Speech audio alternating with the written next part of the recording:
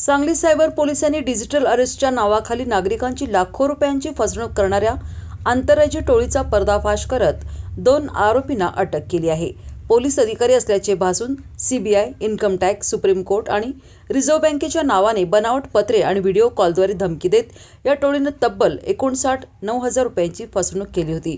तासगाव येथील 61 वर्षीय निवृत्त नागरिक अण्णासाहेब बाळगुंडा पाटील यांना आरोपींनी जानेवारी 2026 दरम्यान संपर्क साधून डिजिटल अरेस्टची भीती दाखवली होती. या प्रकरणी तासगाव पोलीस ठाण्यात गुन्हा दाखल करण्यात आला असून तपास सांगली सायबर पोलिसांकडे वर्ग करण्यात आला. सायबर पोलिसांच्या तांत्रिक तपासातून आरोपी अबू हुसेन समसूल आलम वय 38 आणि सुशील अखिल राम वय 34 या दोघांना पुणे परिसरातून अटक करण्यात आली. दोघेही मूळचे पश्चिम बंगाल राज्यातील असल्याची माहिती समोर आली आहे. तपासादरम्यान फसवणुकीतील 29,60,000 रुपये आरोपींच्या बँक खात्यामध्ये जमा झाल्याचे निष्पन्न झाले. पोलिसांनी आरोपींकडून 4 mobile, 18 debit credit card, 24 chequebook, 6 passbook, 6 SIM card तसेच इतर साहित्य जप्त केले आहे. ही कारवाई पोलीस अधीक्षक तुषार दोशी, अपर पोलीस अधीक्षक कल्पना बारोकर यांच्या मार्गदर्शनाखाली पोलीस निरीक्षक स्नेहा गिरी, सहाय्यक पोलीस निरीक्षक रुपाली बोबडे आणि सांगली सायबर पोलिसांच्या पथकानं केली. सांगली जिल्ह्यातील तासगाव पोलीस स्टेशनला एक डिजिटल अरेस्टचा गुन्हा मार्च महिन्यात नोंद झाला होता. त्यामध्ये फिर्यादी एक निवृत्त शिक्षक आहेत.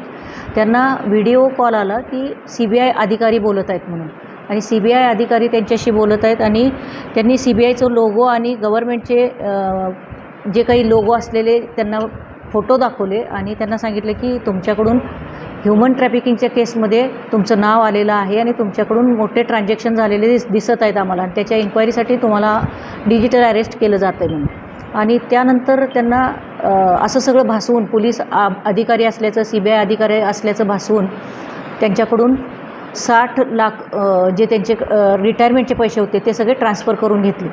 आणि त्यानंतर त्या गुन्ह्याचा तपास आम्हाला वर्ग झाला. त्या गुन्ह्याचा तपास करत असताना तांत्रिक तपासाच्या आधारे आम्हाला 2 आरोपी पुण्यात असल्याचे निष्पन्न झाले. मग आमच्या टीमनं जाऊन त्या 2 आरोपींना अटक केलेली आहे. त्यांना 5 दिवसाचं पोलीस कोठडी रिमांड आम्हाला मिळालेलं आहे. त्यांच्याकडे आम्ही तांत्रिक तपास पण करत आहे. याच्यामध्ये खूप मोठं रॅकेट असण्याची शक्यता आहे. त्या दृष्टीनं आमचा तपास चालू आहे.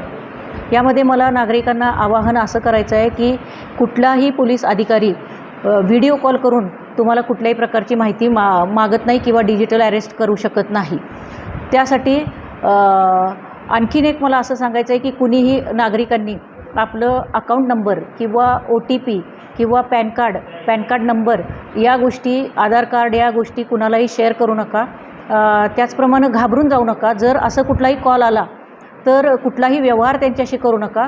तर ताबडतोब आपण NCCRP पोर्टल जे आहे त्याच्यावर तक्रार नोंद करा. जवळच्या पोलीस स्टेशनला जावा किंवा सायबर पोलीस स्टेशनला जाऊन आपली तक्रार द्या. त्याचप्रमाणे एक हेल्पलाईन आहे 1930, ह्या हेल्पलाईनवर सुद्धा तक्रार करा. आपल्याला ताबडतोब पोलिसांची मदत मिळेल.